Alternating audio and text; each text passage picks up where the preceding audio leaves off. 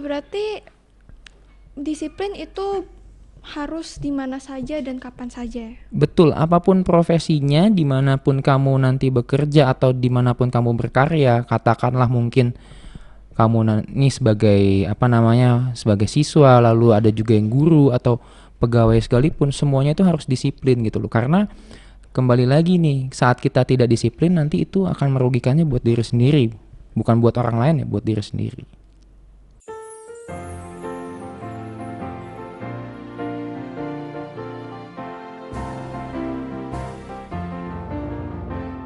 Halo sobat-sobat YBHK, kembali lagi podcast Sukses Bersama YBHK.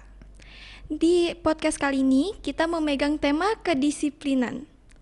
Podcast tentu tidak akan afdol jika hanya sendiri. Hari ini kita kedatangan tamu yang profesinya sangat keren loh guys. Daripada bingung, kita langsung aja ya sambut tamunya. Silakan Kak Tito perkenalkan diri. Halo, apa tadi sobat YBHK Iya, sobat atau YBHK. YBHK Licious, mantap gitu. Perkenalkan, saya Kristo. Bukan kebetulan, tapi memang saya dari SD sampai dengan SMA ijazahnya tuh lambang YBHK, ya. Lebih tepatnya di Viani dulu.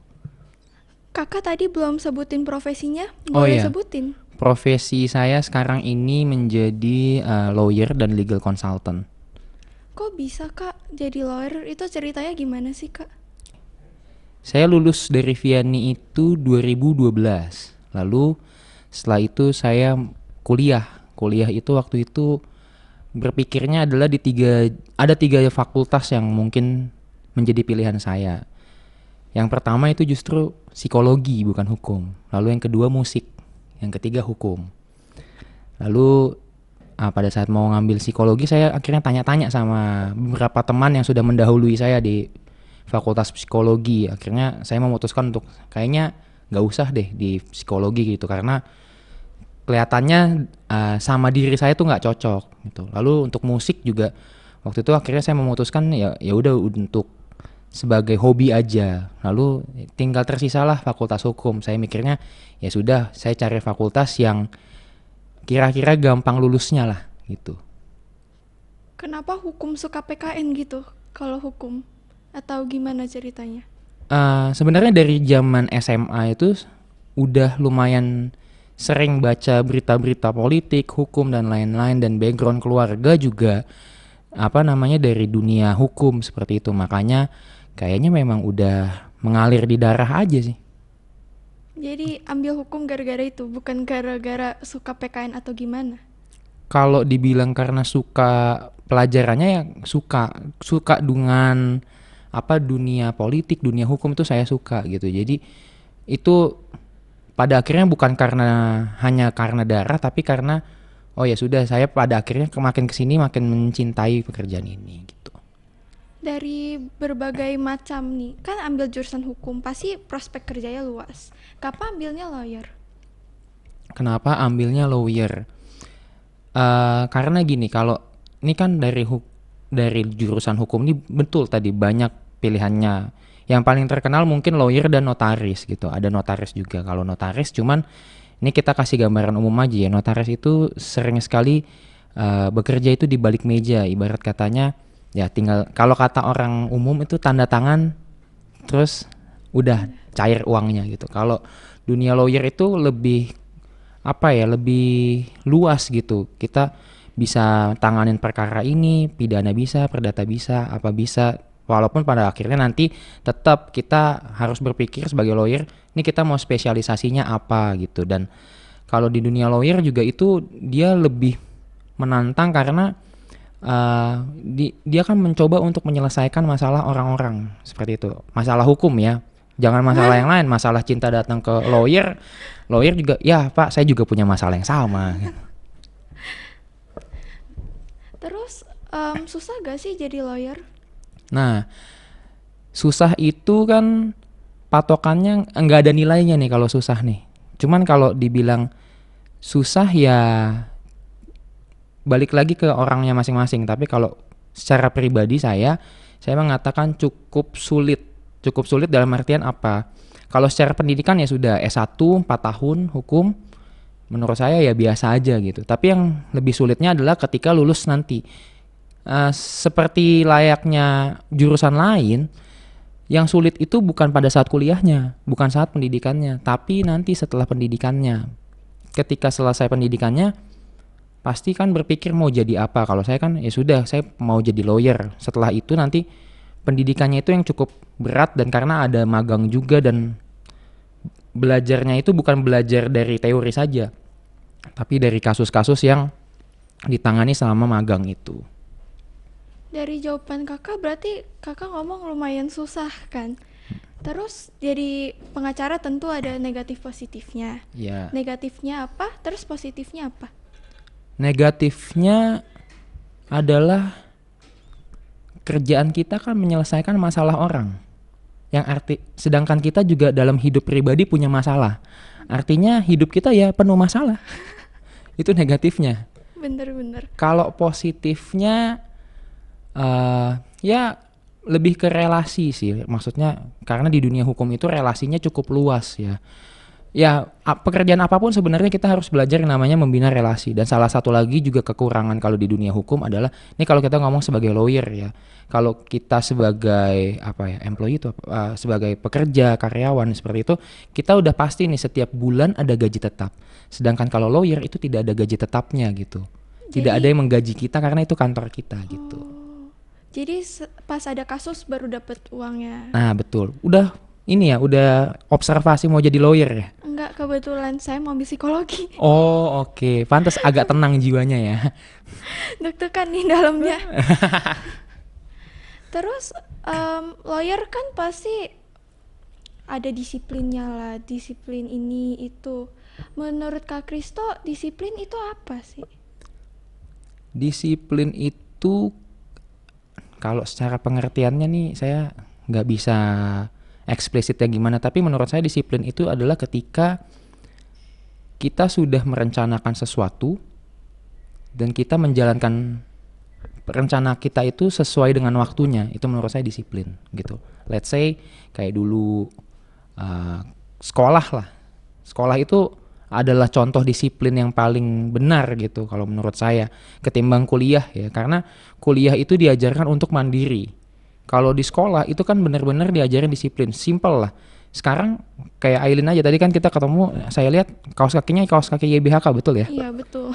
Kan seragam semua itu diatur sedemikian rupa. Itu sebenarnya bentuk kedisiplinan ya, walaupun pada kenyataannya pas SMA ngerasa nih apaan sih nih harus seragaman apa segala macam, pengen deh cepet-cepet kuliah. Iya. Ntar pas kuliah akan ngomong kayaknya enakan SMA deh. Soalnya pas kuliah tuh mandiri, semua mandiri. Iya, makanya saya bilang kalau mau belajar disiplin, belajarnya harus dari sejak sekolah. Katakanlah SD, SMP, SMA, itu harus mulai dari situ. Karena apa? Karena nanti kalau udah kuliah, udah nggak ada kesempatan buat belajar nggak ada kesempatan untuk diajarin disiplin lagi. Tapi disiplin itu belajar sendiri gitu loh. Jadi suka-suka gitu lah ya belajar disiplinnya pas kuliah tuh gimana? Bukan lebih suka-suka, tapi lebih ke tanggung jawab sama diri sendiri. Tidak ada yang mengingatkan. Mumpung masih sekolah, masih ada yang ingetin, belajarlah disiplin. Nanti dari situlah akarnya, kamu pas udah kuliah, pas udah kerja, disiplin itu udah ada kebentuk dalam diri kamu gitu. Perbedaannya lumayan banyak ya berarti disiplin pas sekolah sama pas kuliah. Iya betul. Terus menurut kakak over disiplin itu bagus atau enggak? Over disiplin itu bagus apa enggak? Iya, misalkan pas sekolah nih kan diajarin disiplin, jadi siswa yang itu misalkan over disiplin banget, semua tuh harus pas jam yang sesuai, kaos yang sesuai atau gimana gitu. Itu dikembalikan buat diri masing-masing ya, karena saat orang over disiplin itu berarti kan kita sebutnya perfeksionis lah, seperti itu ya. Orang perfeksionis itu ya baik untuk dirinya sendiri gitu. Tapi kalau mau dibilang disiplin itu penting, yang artinya kita tetap harus kerjain tugas tepat waktu, bangun tepat waktu, bekerja tepat waktu gitu. Tetap harus disiplin. Kalau dibilang over disiplin itu baik apa enggak, ya baik-baik aja sebenarnya kalau menurut saya pribadi ya. Walaupun saya tidak ada di tahap yang seperti itu gitu. Maksudnya ya kadang masih adalah sedikit-sedikit yang kurang disiplinnya gitu. Jadi over disiplin untuk pengacara itu bagus atau enggak bagi pengacara? Bagus-bagus aja sebenarnya, karena kita ngomongin kalau over disiplin itu kan berarti dia lebih ke perfeksionis. Orang-orang perfeksionis itu baik, nggak buruk sama sekali, terutama dalam profesi pengacara ya. Artinya apa? Dia mau memastikan semua berjalan dengan baik, berjalan sesuai dengan timeline, dan tidak ada yang miss sama sekali seperti itu, dan itu bagus banget. Apalagi untuk profesi lawyer yang dia kan nanganin kasus nggak cuma satu, kadang ada 2, 3, 4, 5 gitu. Jadi itu sangat baik sih sebenarnya. Berarti disiplin untuk pengacara walaupun gak over disiplin itu tetap penting banget ya? Tetap sangat penting. Berarti aku gak bisa jadi pengacara. Kenapa? Emang nggak disiplin? Enggak. Contohnya apa? Kalau di Vianney apa? Masuk sekolah jam berapa? Jam 7? Jam 7.30. Nih kamu ketahuan nih tipikalnya yang karena nih masih online, kamu yang atasnya seragam, bawahnya masih piyama ya? Enggak. Bahkan gak buka kamera. Ya ampun. Bapak Ibu guru lihat ini kelakuannya muridnya. Maaf Bapak Guru.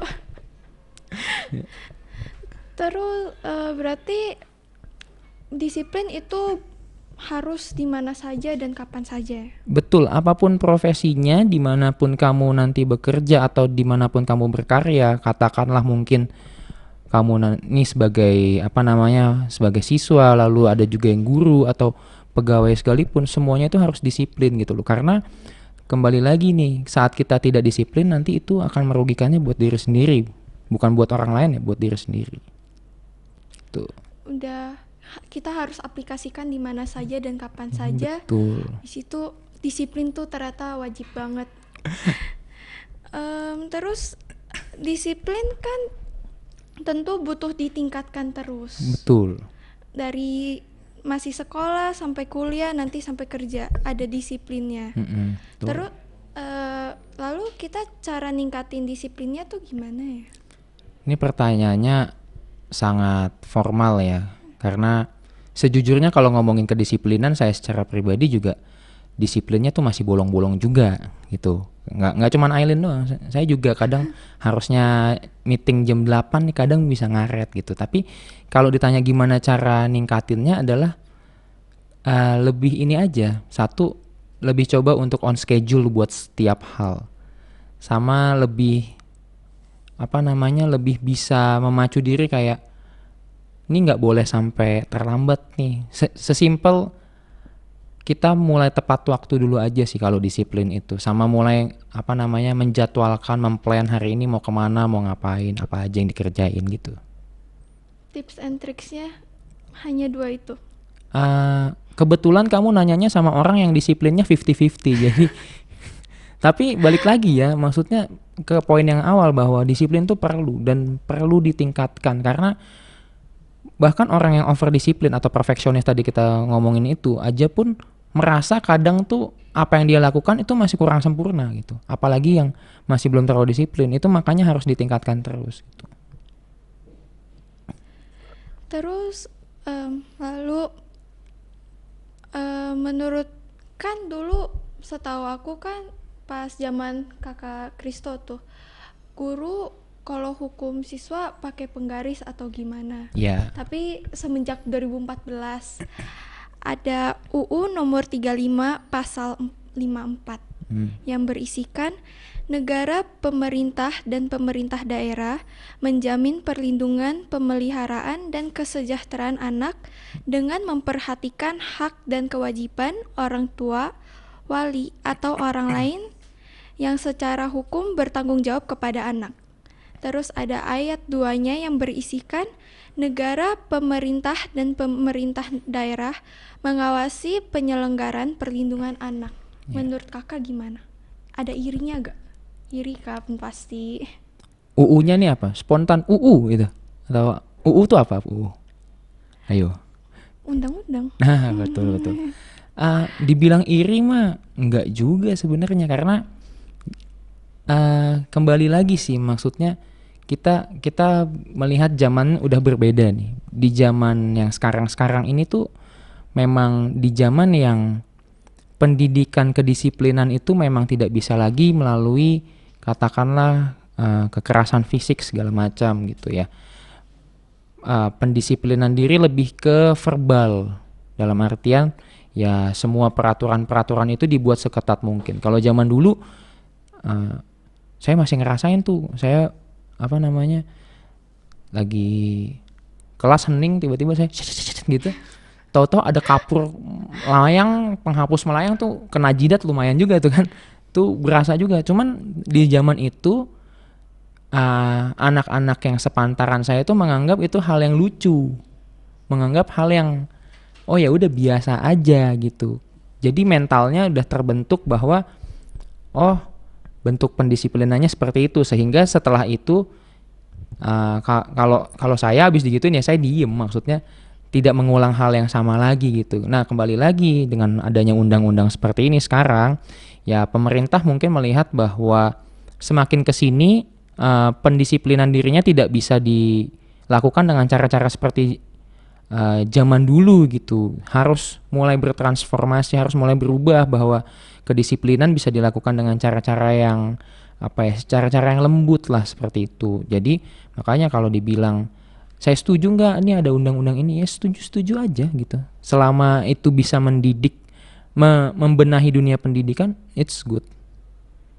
Berarti cara dulu guru di Vianney pas zaman kakak itu disiplininnya pakai kekerasan fisik atau gimana gitu? Gini, kekerasan fisiknya tapi tidak sampai menimbulkan cedera Enggak dalam gitu. artian begini, kalau dulu guru ngelempar kapur, ya maksudnya hal itu barang kecil yang tidak akan melukai gitu. Kalau dibilang kekerasan fisik, menurut saya itu bukan kekerasan fisik. Tapi kalau saya kan lumayan dulu tuh pas SMA, kalau tadi kan kita sempat ngobrol sama Bu Yuni ya, saya ibarat kata nih anak yang di tengah-tengah nih. Nonjol pinter enggak, nonjol bandel juga enggak. Tapi yang namanya dihukum di lorong sekolah mah lumayan sering dilihat gitu. Kayak zaman-zaman itu kan saya juga udah pakai tuh kaos kaki YBHK. Cuman ya gitu, yang nongol cuman tulisan YBHK-nya, lambangnya saya taruh di bawah tuh. Ya, saya pendek-pendekin, dan itu dulu paling hukuman fisik yang saya alamin apa? Suruh push up. Makanya angkatan saya badannya gede-gede, pada rajin push up. Sering dihukum memang. Itu satu. Paling yang kedua apa? Jalan jongkok sepanjang koridor Vianney itu SMA dari ujung ke ujung. Berarti walaupun gak ada pelajaran olahraga, tetap olahraga. Iya betul. Jadi memang anak-anak Vianney zaman dulu tuh badannya bagus-bagus bukan karena rajin olahraga, rajin dihukum. Rajin dihukum. Iya. Menurut kakak, bandel sekarang sama dulu kan beda kan? Bandel dulu tuh kayak tawuran atau bolos banget gitu, kayak bolos terus. Kalau sekarang bandelnya nggak seru, cuman nggak kumpulin tugas atau telat gitu doang, nggak seru kayak dulu bandelnya. Itu menurut kakak itu gara-gara cara mendisiplinkannya beda atau ada faktor lain? Kamu mengharapkan bandel apa sekolah online? Tawuran online? Kan enggak kan? Enggak, just kidding ya. Maksudnya kalau dibilang kenapa kok beda bandelnya anak zaman dulu sama sekarang tuh beda gitu. Ya menurut saya ya beda karena lingkungannya pun udah berbeda. Makin kesini tuh lingkungan tuh semakin individualis gitu. Kalau dulu kita nakalnya tuh berjamaah. Bener. Maksudnya apa berjamaah? Contoh dulu paling simpel, wah ini berarti saya bongkar aib jatuhnya, nggak apa-apa ya? Nggak apa-apa lah. Dulu tuh kita pernah dihukum. Angkatan saya lupa yang kelas berapa. Waktu itu masih kelas 10 atau kelas 11 saya lupa. Itu dihukum karena apa? Karena bolos pas 17-an berjamaah satu kelas. Gitu. Memang anak zaman dulu tuh memang terlalu bergerombol, jadi ini yang harus diperhatikan ya, bahwa lingkungan yang buruk itu merusak pergaulan yang baik. Makin kesini saya lihat walaupun makin individualis, tapi begitu bergerombol, individual ini ternyata lebih baik dalam artian secara sifat ya. Walaupun kelihatannya kayaknya kurang seru gitu. Ya maksud saya mau sampai kapan sih yang dibilang bandel itu seru gitu. Kayaknya memang makin kesini harus makin lebih baik, dan ya kalau di Vianney mungkin dibilang makin kesini pendidikannya makin baik ya, kelihatan semakin baik. Maksudnya bandelnya ya cuman sebatas nggak ngerjain tugas atau mungkin Nggak tahu masih ada nggak yang kaos kakinya dilipat-lipat pendek gitu, masih ada nggak zaman sekarang? Kebetulan online, nggak mungkin kan Iya online tunjukin betul. kaki. Iya sih, betul, betul. Iya maksudnya ya makin kesini seharusnya makin lebih baik gitu. Tapi serunya dulu kalau sekolah, kalau bandel tuh dramanya seru, liatinnya ketawa ngakak. Kalau sekarang dramanya cuma ngomongin satu sama lain jadi nggak seru. Ya gimana maksudnya eh gini, kita tuh harus memandang sesuatu yang seru tuh dari nggak boleh dibandingkan gitu. Jangan ngebanding-bandingin yang sekarang sama yang dulu gitu. Walaupun zaman dulu kelihatannya bandelnya kelihatan seru, tapi percayalah di balik keseruan itu ada hal-hal negatif yang dilakukan yang menimbulkan ketidakbaikan gitu loh. Bener. Jadi sekarang lebih positif. Ya, jauh. Kakak bisa dibilang pengacara muda lah ya, umur 27 udah jadi pengacara lumayan sukses. Ya, saya aminin. Bukan amin, kayaknya udah mulai naik. Ya, saya aminin karena memang dibilang sukses juga masih ada yang di atas saya tuh masih banyak banget dan menuju lah seperti itu. Tips and tricksnya dong kak jadi Wah, pengacara. Tips and tricks buat jadi pengacara. Sebenarnya kalau dibilang tips and trick buat jadi pengacara sukses, oke lah. Kita ngomonginnya, saya jujur belum sukses. Menuju sukses iya, karena sukses itu takarannya apa juga saya nggak tahu gitu. Karena balik lagi, sukses itu kembali ke diri masing-masing. Kepuasan orang akan kesuksesan tuh beda-beda. Kayak misalkan Aileen lah. Aileen menganggap diri Aileen sukses di angka dengan ujian apa misalkan kimia dapat 8 sukses. Aileen begitu dapat 8 ya puas, merasa sukses. Sedangkan ada anak-anak lain yang merasa suksesnya dinilai 9, begitu dapat 8,5 nggak sukses padahal lebih tinggi dari Aileen. Itu balik lagi ke kepuasan diri. Makanya kalau saya pribadi saya katakan belum sukses karena saya belum mencapai apa yang saya targetkan gitu. Tapi sebenarnya kalau mau saya sebenarnya tips and tricks buat ngejalanin kehidupan setelah sekolah aja ya, maksudnya berhasil secara sekolah gitu. Karena ya kalau mau dibilang secara kuliah ya lumayan lah saya gitu. Tips and tricksnya adalah satu itu udah pasti ya disiplin, karena kan temanya itu, ya kan. Disiplinnya itu dalam artian disiplin sama diri sendiri. Karena kalau kamu nggak disiplin sama diri sendiri, nanti begitu masuk dunia kerja itu kan kamu udah nggak kerja sendiri tuh, kerjanya sama tim, itu akan berantakan semua itu pasti. Itu yang satu, disiplin. Yang kedua, banyak-banyaklah buka relasi, dalam artian punya koneksi yang baik. Karena itu nanti, ini kan tadi saya sempat bilang bahwa anak zaman sekarang tuh lumayan individualis. Kalau bisa sisi-sisi individualis itu memang kelihatannya baik, tapi sisi negatifnya nanti adalah terlalu mengandalkan diri sendiri. Sedangkan nanti kalau bekerja, kamu bisa tanya deh nanti sama guru-guru atau mungkin nanti sama Pak Daniel yang tadi ngubungin kita itu, pasti mereka butuh yang namanya kerja sama tim gitu. Dan itu butuh yang namanya apa? Koneksi. Oh nih, aku ada kenalan si ini nih yang bisa kerjaan ini. Kayak tadi Kak Aileen, misalkan mau ngambil psikologi ya, mau jadi psikolog katakanlah, nih temen gue ada yang sedikit permasalahan secara gangguan mental. Oh ini gue ada nih kenalan si Aileen bagus gitu loh. Maksudnya koneksi itu juga harus. Yang penting adalah disiplin, koneksi, sama yang satu lagi sih apa ya namanya ya, integritas tuh apa ya? Ya pokoknya coba lakuin semua pekerjaan tuh semaksimal mungkin gitu. Jangan pernah memandang kecil sebuah pekerjaan sekecil. Walaupun di mata orang lain kecil, tapi kalau kita ngelakuinnya dengan usaha yang besar, pekerjaan itu nanti hasilnya akan memuaskan gitu loh. Itu sih. Kakak nyesel gak jadi pengacara? Waduh. Nyesel gak jadi pengacara. Kalau ditanya nyesel jadi pengacara, enggak sih.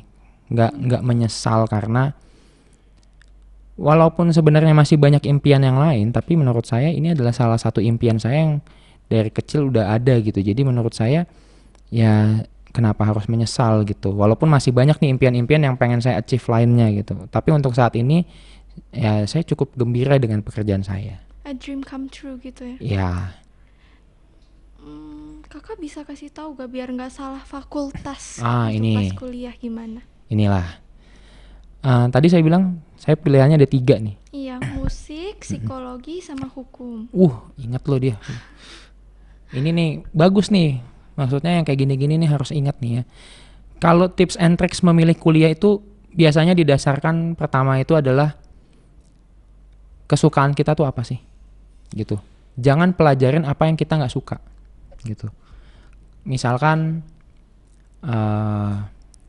sukanya main musik nih, tapi karena karena nganggepnya kuliah yang lain itu jurusannya lebih gampang ya, jadi ditinggalkan. Sebenarnya kita harus nyari kuliah itu sesuai potensi diri kita. Makanya dari SMA itu harus mulai rajin-rajin tuh gali potensi diri tuh.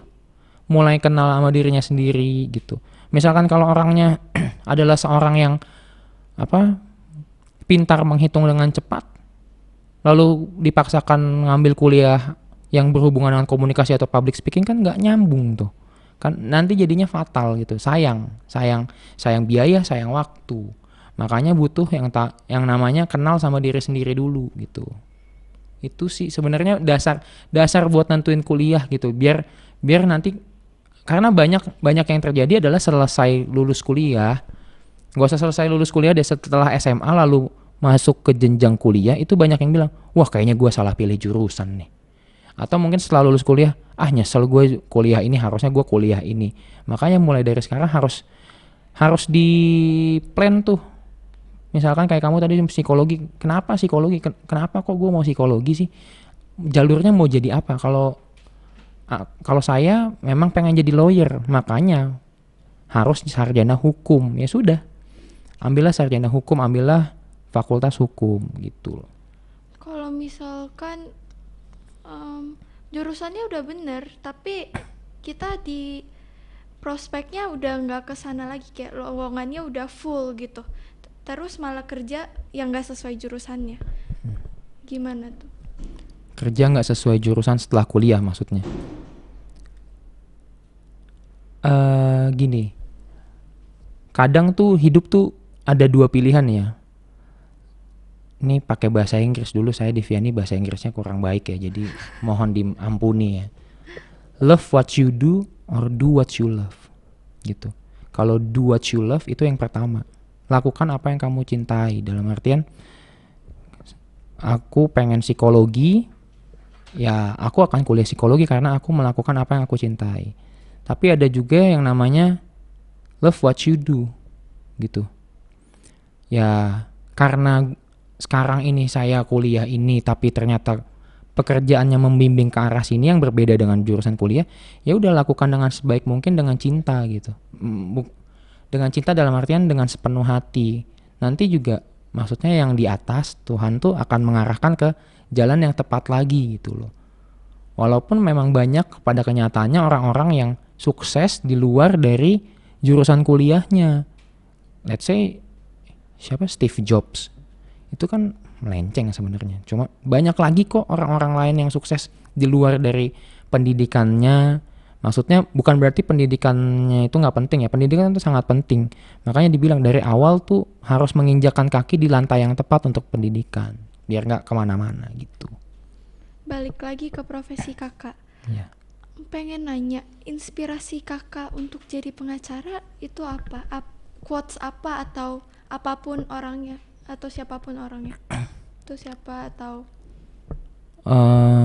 Kalau ditanya inspirasinya siapa, pertama adalah keluarga sebenarnya. Orang tua bekerja di dunia yang sama dengan saya gitu. Inspirasi pertama itu. Jadi saya ngelihat bagaimana orang tua bekerja dulu di dunia hukum gitu. Walaupun sebenarnya saya ngelihatnya juga samar-samar sebenarnya kan, karena dipastikan bahwa misalkan nih sekarang Sobat YBHK ya namanya. Sobat YBHK misalkan sekarang sebagai pelajar lalu ngeliat orang tuanya bekerja, pasti orang tuanya tidak akan menunjukkan sepenuhnya pekerjaannya seperti apa. Tapi maksud saya dulu secara samar-samar aja kelihatan seru gitu.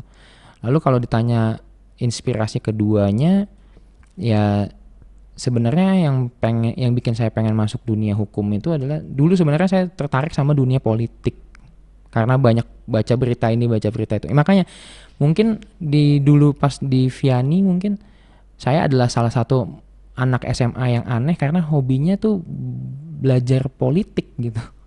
Tapi ya maksudnya, nah ini juga nih buat anak-anak YBHK nih, jangan sampai kudet ya. Kudet, tahu kan kudet? Tahu, Apa tuh? kurang Ya, update. jangan sampai kudet, harus tetap update dengan kondisi sekarang ya. Tetap baca yang namanya berita, apalagi sekarang kan gampang ya. Tinggal akses dari handphone segala macem. Gitu sih. Kakak bilang kakak punya banyak mimpi. Salah satunya jadi pengacara. Dan mimpi itu udah kewujudkan. Iya. Sedangkan mimpi-mimpi yang lain belum. Mm. Kenapa kakak masih mau di pengacara? Apa yang kayak bikin kakak tahan di pengacara, tidak pursue mimpi-mimpi lain gitu? Mimpi-mimpi lain ini maksudnya bukan ini ya, bukan artinya pengen punya profesi yang lain ya, tapi dalam artian gini, impian sekarang secara profesi ya pengennya jadi pengacara. Memang ada impian yang lain, yaitu di dunia apa namanya, pengen lah mencoba di dunia apa digital, dalam artian influence atau apa segala macam, walaupun sekarang belum terjadi gitu, masih merintis pelan-pelan, atau di dunia kayak MC dan lain-lain, karena memang suka ngomong gitu.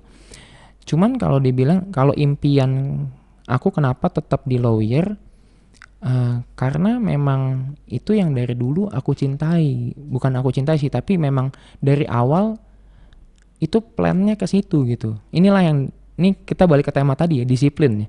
Disiplin itu salah satunya adalah saat kita udah planning ini, ya udah terus di langkah ini gitu loh. Karena ini pasti akan gini, kalau kamu misalkan jadi psikolog, pengen jadi psikolog katakan, kamu harus tahu dulu kenapa aku mau jadi psikolog. Saat kamu tahu kenapanya atau why-nya, kamu mau digoda kerjaan lain pun kamu akan, enggak deh, ini emang impian gue dari sana gitu, udah gue plan dari sana, dan gue gak akan lari kemana-mana. Walaupun nanti betapa beratnya secara, katakanlah secara finansial ternyata, karena selalu ada masanya ya, ada masanya kita punya secara finansial baik, ada masanya secara finansial tidak baik. Nanti begitu finansial tidak baik lalu dikasih apa namanya kerjaan-kerjaan lain yang menggoda dan keluar dari impian kamu, ya itu akan membuyarkan semuanya gitu. Makanya perlu disiplin itulah tadi tuh. Kan kata kakak untuk jadi lawyer kan kalau ada kasus baru dapat uang Ya. Nah pas kalau misalkan amit-amit nggak ada kasus berarti kan finansialnya seperti yang kakak bilang kan menurun. Kakak ngapain? Berdoa. Hanya berdoa? Enggak ambil lah. job lain atau gimana gitu? Gini, kebetulan memang bukan cuman lawyer ya saya kerjaannya gitu. Kadang juga saya masih nerima job-job MC nikahan, ulang tahun tuh masih. Tapi main job saya adalah lawyer gitu. Yang pasti gini, walaupun saat kita mau achieve mimpi kita nih, kita udah tahu nih akan kesana nih, bakal jadi psikolog terus misalkan. Tapi tetap belajar membuka diri kalau ada peluang-peluang lain yang bisa menambah ilmu atau menambah kemampuan gitu, yang bisa gali potensi kita. Tapi tetap, walaupun kayak gitu, kita tetap ingat apa namanya, impian utama kita tuh apa? Psikolog. Ya gue akan tetap kembali ke psikolog, walaupun pada akhirnya nanti itu tidak menyenangkan. Ya simple, kalau misalkan pas saya lagi nggak ada kerjaan jadi lawyer, pas belum lagi nggak ada kasus, ya sudah, saat ada job MC ya saya ambil gitu. Walaupun sempat waktu itu ada tahap yang ya memang karena masih baru, itu memang nggak ada kasus gitu, waktu itu nggak ada klien. Yang saya lakukan apa? Saya update diri saya, belajar. Ya walaupun sudah bekerja, belajar itu tetap perlu. Karena buat apa? Buat nambah wawasan, buat nambah pengetahuan. Karena nanti pengetahuan dan wawasan kita itulah yang dinilai sama orang, sehingga kita dipakai sama orang lain gitu. Jadi side job tuh lumayan penting ya kalau misalkan ada sesuatu gitu untuk mengambil potensi diri lebih lanjut. Iya, tapi bukan jadi yang utama ya. Tetap yang utama adalah apa yang jadi impian utama kita itu harus tetap kita jalankan seperti itu. Kalau misalkan jadi MC kan kakak bilang kakak jadi MC kan, Yeah. ambil job MC. Kalau misalkan jadi MC finansialnya lebih naik drastis, kakak masih mau jadi lawyer? Tetap akan jadi lawyer karena itu dunia pertama saya. Jadi mau gimana pun digoda, tetap seperti yang kakak bilang gak bakal tergoda, tetap di lawyer. Ya karena apa ya namanya ya, bahkan dari lawyer itu kan awal mula saya punya kemampuan untuk public speaking dan lain-lain gitu loh. Jadi memang ya tidak, kalau kata orang zaman dulu, jangan jadi kacang yang lupa sama kulitnya. Bener. Pengacara kakak bilang latihan public speaking. Kalau kakak nggak ada job MC, kakak belajar public speaking dari mana? Wah, kalau zaman sekarang kan gampang ya. Dari YouTube ada, bahkan buku-buku, baca-baca buku pun ada. Kan kalau sekarang kalau mau belajar public speaking mah gampang. YouTuber tuh banyak yang public speakingnya tuh bagus-bagus. Maksudnya ya di zaman ini tuh udah semudah itu. Kan bahkan ada kursus juga public speakingnya. Rajin-rajin lah ikut kursus atau apa segala macam gitu. Percayalah bahwa saat kita di sekolah tuh disuruh kursus sama orang tua nggak mau, percayalah nanti begitu udah gede pengennya bawaannya apa, pengen cari kursus yang lain, kursus public speaking ini itu gitu. Sekarang aku mau nanya, pesan dan kesan atau mungkin motivasi kalau kakak mau kasih kepada siswa-siswi SMA Vianney. Siapapun ya yang nonton Siapapun ya. yang nonton. Siapapun yang nonton. Kalau tanya motivasi ya satu hal, karena temanya disiplin udah pasti, belajarlah disiplin karena disiplin itu berguna bukan cuman buat sekolah. Nanti itu akan jadi kebiasaan yang baik buat kedepannya di dunia kuliah, di dunia kerja. Lalu pesannya lagi adalah mumpung masih muda, mencobalah hal-hal positif. Selalu mencoba hal-hal positif, dan kalau gagal ya nggak apa-apa. Abisin jatah gagal pas masih muda tuh nggak apa-apa. Biar nanti begitu udah usianya dewasa nggak menyesal. Karena apa? Karena oh ya udah ini dulu udah pernah coba ini kok gitu loh. Daripada punya pengen sesuatu tapi nggak dicoba, nanti malah jadi penyesalan pada saat sudah beranjak dewasa sih. Itu aja paling tips and tricksnya, dan tetap selalu belajar dengan baik. Nggak kerasa ya ternyata udah mau akhir podcastnya. Ya betul. Terima kasih untuk Kak Kristo yang udah datang hari ini. Sama-sama. Saya tahu Kak Kristo sibuk sekali Lumayan. sebagai pengacara. Terima kasih atas motivasinya, tips and tricksnya, pandangan tentang kedisiplinan, dan quote of the episode bukan of the day, karena ini episode per episode.